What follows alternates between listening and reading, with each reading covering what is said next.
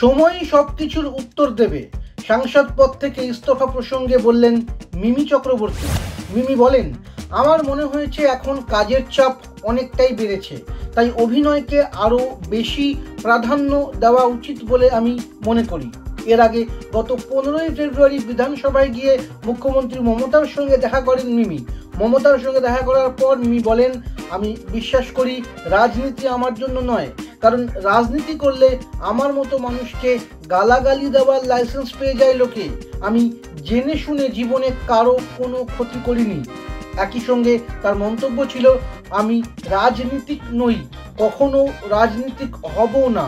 সবসময় আমি কর্মী হিসাবে মানুষের জন্য কাজ করতে চেয়েছি। আমি অন্য দলের কারো বিরুদ্ধে কখনো খারাপ কথা বলিনি। সৃজিতের ঘরে সাপের বাসা, শখ মেটাতে বাড়িতে পাইথন এনেছেন টলিউডের ফার্স্ট বয়।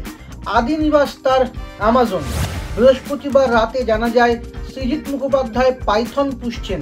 তিনি সোশ্যাল মিডিয়ায় একটি পোস্টে লেখেন, উলুপিকে বাড়িতে স্বাগত, আমাদের জীবন চিরকালের জন্য বদলে গেল। এই পোস্টের পরেই পরিচালকের পরিবারের নতুন অতিথি কে তা নিয়ে টলিপাড়ায় জল্পনা ছড়ায়। খোঁজ নিয়ে জানা গিয়েছে সৃজিত বাড়িতে একটি পোষ্য এনেছেন, আর সেই পোষ্যটি কোনো সারমেয় নয়, সেটি একটি পাইথন। পরিচালক নাকি সুদূর কলম্বিয়া থেকে এই পাইথনকে আনিয়েছেন। উলুপি শব্দের অর্থ কি?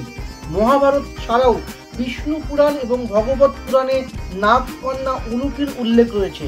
কথিত আছে বনবাসে থাকাকালীন অর্জুনের সঙ্গে উলুপির বিবাহ হয়। তবে বাড়িতে পাইথন পোষা যায় কিনা তা নিয়ে রয়েছে দ্বন্দ্ব। যদিও টলিপাড়া সূত্রে খবর, সৃজিত বন দপ্তর থেকে যাবতীয় প্রয়োজনীয় অনুমতি নিয়েই পাইথনটিকে বাড়িতে নিয়ে এসেছেন। নতুন ছবির প্রস্তুতি নিচ্ছেন রাজ। ছবিতে বাবার চরিত্রে মিঠুন, ছেলের চরিত্রে কে? পরিচালক যে মিঠুন চক্রবর্তীকে নিয়ে একটি ছবি করতে চলেছেন সে খবর আগেই জানা গিয়েছিল। মহাগুরুর সঙ্গে এই ছবি নিয়ে তার এক প্রস্ত কথাও এগিয়েছে। তবে সমস্যা ছিল অন্যত্র। ছবিতে দ্বিতীয় অভিনেতার সন্ধানে ছিলেন রাজ। প্রথমে টলিপাড়ায় গুঞ্জন ছিল মিঠুনকে নিয়ে রাজ একটি অ্যাকশনধর্মী ছবি তৈরি করছেন, কিন্তু সূত্র বলছে তা সঠিক নয়, বরং পারিবারিক ছবি তৈরি করতে চলেছেন রাজ। ছবিটি পিতা পুত্রের সম্পর্কের প্রেক্ষাপটে তৈরি হবে, সেখানে বাবার চরিত্রে থাকবে মিঠুন। অন্যদিকে ছেলের চরিত্রের জন্য রাজের পছন্দ ঋত্বিক চক্রবর্তী। এই চরিত্রের জন্য অনেকের সঙ্গেই নাকি পরিচালক কথা বলেছিলেন, কিন্তু শেষ পর্যন্ত ঋত্বিকই বাজি জিতেছে। তো এই ছিল টলিউডের নিউজ আজকের মতো। এরকম ধরনের নিউজ পেতে অবশ্যই চ্যানেলটিকে সাবস্ক্রাইব করুন।